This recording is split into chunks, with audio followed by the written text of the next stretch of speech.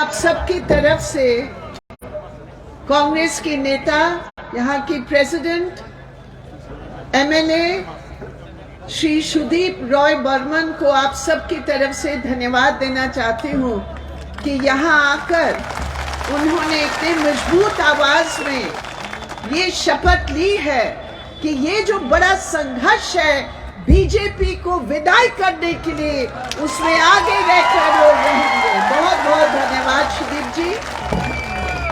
मंचे उपस्थित আমাদের প্রিয় কমরেড জিতেন চৌধুরী, আমাদের সেন্ট্রাল কমিটি মেম্বার পার্টির, আমাদের এই রাজ্যের সেক্রেটারি, মঞ্চে উপস্থিত আমাদের এই মনুবাজারের প্রার্থী কমরেড প্রভাত চৌধুরী, মহকুমার সেক্রেটারি কমরেড অরুণ ত্রিপুরা, মঞ্চে উপস্থিত আমাদের শ্রদ্ধেয় সভাপতি মণ্ডলীর প্রিয় সাথী, আর এই সভায় উপস্থিত আমার খুবই প্রিয় বোনেরা, ভাইরা, মারা, যুবরা, যুবতী, আপনাদের সবাইকে আমার সালাম, প্রণাম और नमस्कार জানাচ্ছি।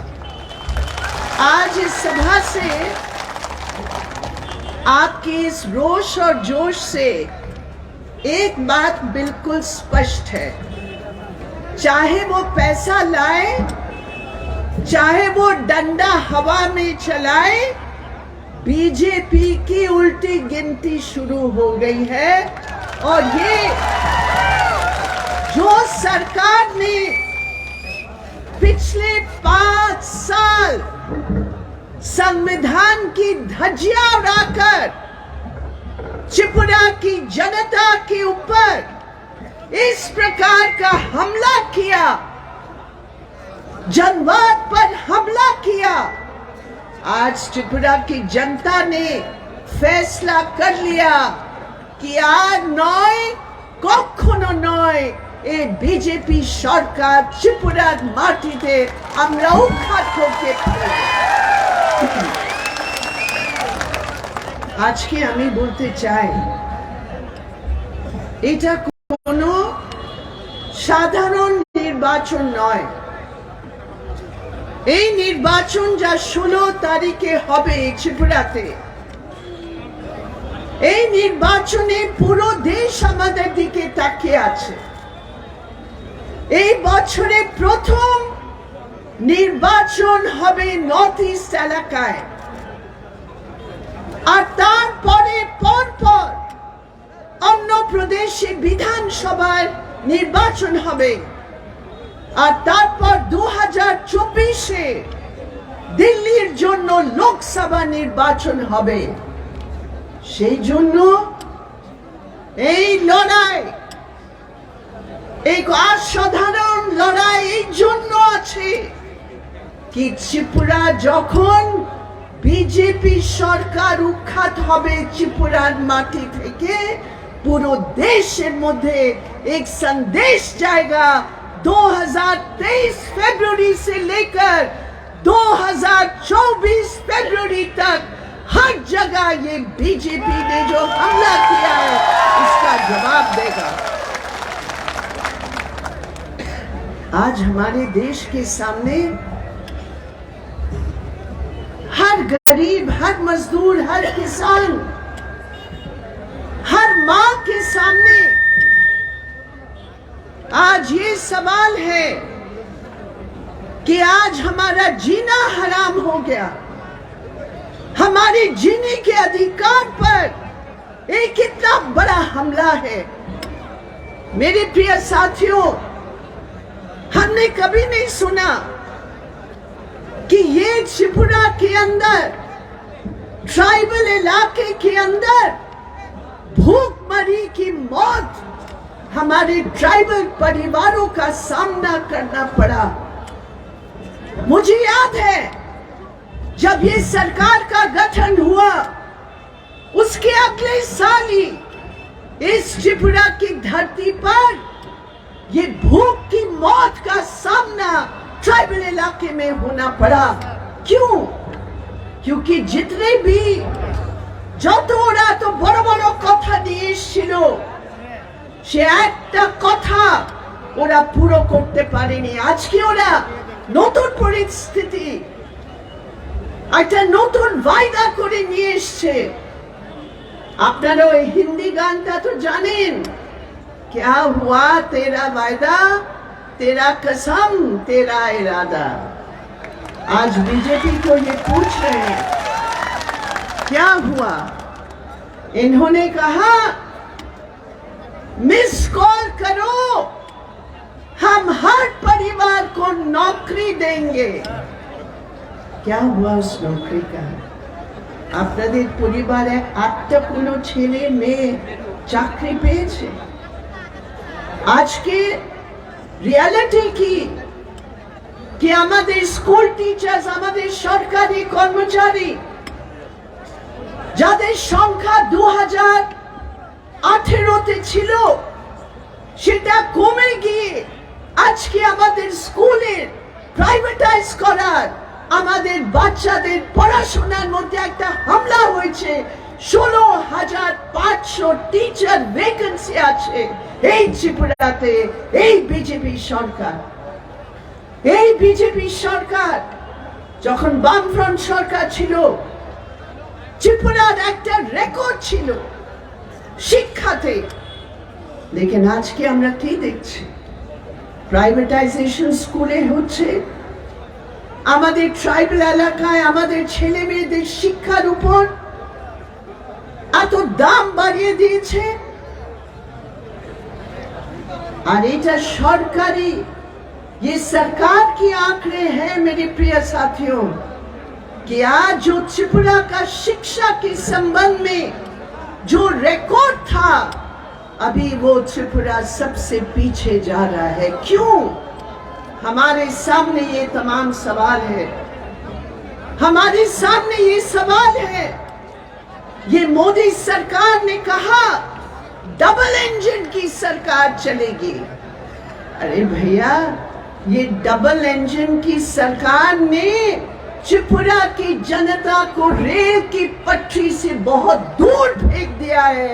ये डबल इंजन सरकार, ये डबल इंजन सरकार है जो अभी इस बजट में उन्होंने फैसला किया कि जो हमारा राशन प्रणाली में जो 10 किलो अनाज हमें मिलना था, मेरे प्रिय साथियों, 90,000 करोड़ रुपया उसमें कटौती करके हमारे पेट से जो भूख की जो पूरा छाया जा रहा है, उसमें से 5 किलो अनाज उन्होंने काट दिया।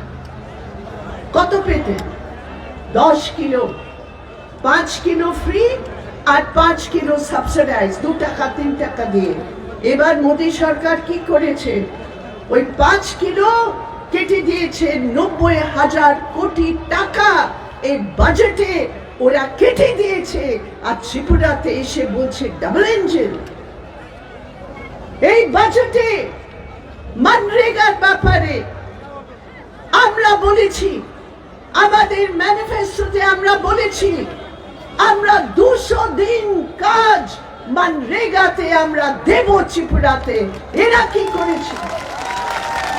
যখন ছিল ওদের সরকার, তখন বামফ্রন্টের আমলে 88 ডেজ, 90 দিন মনরেগার কাজ হতো।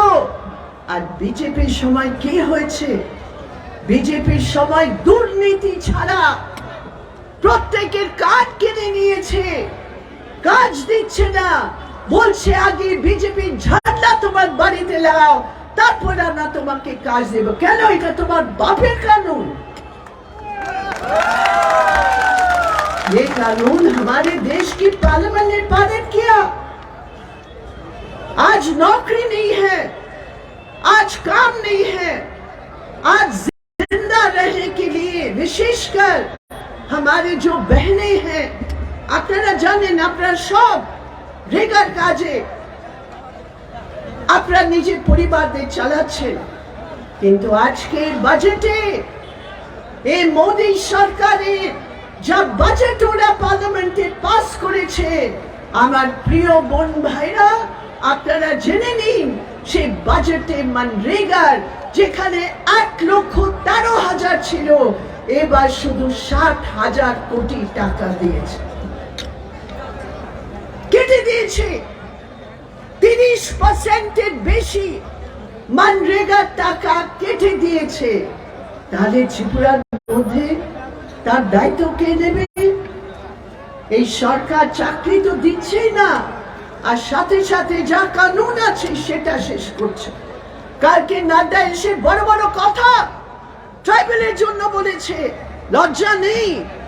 এই পুরো দেশে আজকে আমাদের সংবিধানের অধিকার আছে, আমাদের ট্রাইবেলের জন্য আলাদা কানুন আছে, কিন্তু এই বিজেপি সরকার পুরো দেশে ট্রাইবেলের উপর বুলডোজার চালাচ্ছে।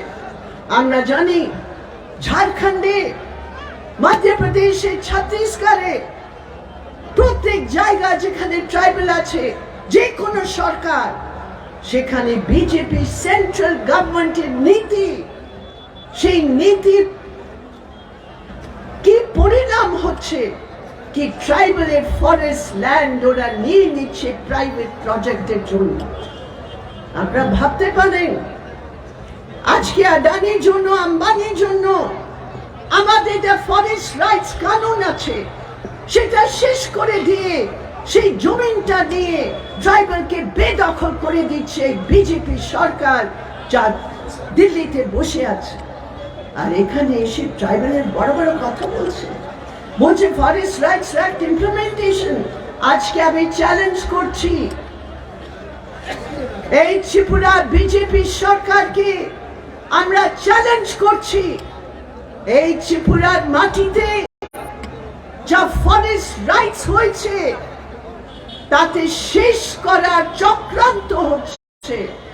আমি শুনেছি এখানে অনেক ট্রাইবেল এলাকায় এরা মাইকিং করেছে আর বলেছে कि कार अधिकार नहीं कि फॉरेस्टर मध्य जब वस्तु আছে, जा लघु वस्तु है, उस पर कोई हाथ नहीं लगा सकता है। ये सुना है हमने, ये सुना है हमने कि जहां जहां रबर प्लांटेशन है, उस रबर प्लांटेशन का जो अधिकार लेफ्ट फ्रंट ने दिया है, ये बीजेपी सरकार उस अधिकार को समाप्त करने का प्रयास और तैयारी कर रही है। और आज ट्राइबल की बात कर रहे हैं। हम आपको कहना चाहते हैं मेरे प्रिय साथियों, ये पूरे देश का इतिहास ट्राइबल कम्युनिटीज की कुर्बानी के साथ जुड़ी हुई है। ये जो आजादी का संघर्ष हुआ, जिसमें आदिवासी पूरे देश भर में इस देश की आजादी के लिए लड़ लड़ के कुर्बानी देकर ये देश को आजाद किया, एक साथ मिलकर। और आज अगर आदिवासियों की जमीन को छीनकर, प्राइवेट प्रोजेक्ट्स को छीनकर, आदिवासियों की स्टूडेंट्स के अधिकारों को छीनकर डिजिटल इंडिया, अरे क्या है डिजिटल इंडिया? हम लोगों ने सर्वे किया है, उस डिजिटल इंडिया में 90% ट्राइबल परिवारों की बच्चों को कोई फोन नहीं है। कौन ये पढ़ सकता है? कौन पढ़ सकता है? क्या है तुम्हारा डिजिटल इंडिया जो इस देश के गरीबों के लिए, इस देश के आदिवासियों के लिए, इस देश के दलितों के लिए तुमने डिजिटल इंडिया नहीं, तुमने शोषण का इंडिया, शोषण का काल तुमने यहां लागू किया। ये क्या अमृत काल है? महंगाई बढ़ रही है, लेकिन 90,000 करोड़ रुपया तुमने काट लिया है। बेरोजगारी बढ़ रही है, लेकिन बेरोजगारी के लिए तुम्हारा बजट में कोई बात नहीं है। महिलाओं के ऊपर अत्याचार बढ़ रहा है, लेकिन महिलाओं के लिए तुम क्या कहना चाहते हो? यही त्रिपुरा के अंदर जब कोई महिला थाना में जाती है अत्याचार की शिकार होकर, तो बीजेपी की गुंडा वाहिनी महिलाओं की आवाज को दबाने के लिए उस अत्याचारी के साथ देते हैं, उस गुंडा वाहिनी के साथ देते हैं। ये है यहाँ के রেকর্ড। তার বিকল্প দরকার, আর আজকে সেই বিকল্প তৈরি হয়েছে ত্রিপুরাতে। আর আপনাদের সাহস, আপনাদের শক্তি, ये बीजेपी का गैर संवैधानिक, गैर कानूनी संविधान को समाप्त करने के लिए जो बीजेपी का बुलडोजर चल रहा है, मेरे प्रिय साथियों, ये बुलडोजर के सामने त्रिपुरा की जनता खड़े होकर इस बुलडोजर को रोकेगी, ये स्पष्ट है। ये आपकी शक्ति है, ये आपकी एकता है। और ये दोनों कंस्टिट्यूएंसीज में, ये मनु बाजार और साथ वाली सबरूम की कंस्टिट्यूएंसी में कॉमरेड प्रभात चौधरी, कॉमरेड जितेंद्र चौधरी, जो संघर्षों की झंडा को लेकर पिछले 5 साल ये बीजेपी की दमनकारी नीतियों को चुनौती दिया है, आज ये दोनों साथी हमारे प्रतिनिधि के रूप में सिर्फ नहीं, आपकी समर्थन से ये जीते हुए एमएलए के रूप में आज आपके सामने प्रस्तुत है। आपकी समर्थन से, आपकी वोट से अगले 16 तारीख को भारी बहुमत से ये दोनों हमारे साथी जीतकर इस बीजेपी की कुशासन को समाप्त करने की जो सरकार बनेगी, उसमें वो आगे बढ़ेंगे। आपका रोष है, आपका जोश है, हमारा होश भी है। रोष, जोश और होश, और उसके आधार पर एक एक बूथ पर खड़े होकर मेरे प्रिय साथियों, हमारी शक्ति है, हमारी एकता है, हमारी दृढ़ता है, ये कोई समाप्त नहीं कर सकता है। आपने आज इस सभा में आकर तमाम बंधनों को तोड़कर आप यहाँ उपस्थित हुए हैं। आप सबको मेरी सलाम, मेरा स्नेह, मेरी इज्जत, आप सबको मैं सलाम करती हूँ कि इतने दिनों की संघर्ष से आप आगे बढ़े हैं, और आने वाले दिनों में इस शक्ति के आधार पर आप बीजेपी को पराजित करेंगे और बीजेपी की एक एक लीडर को कहेंगे बाय बाय, टाटा, आपकी अभी जरूरत नहीं। बहुत बहुत धन्यवाद। इनकलाब जिंदाबाद।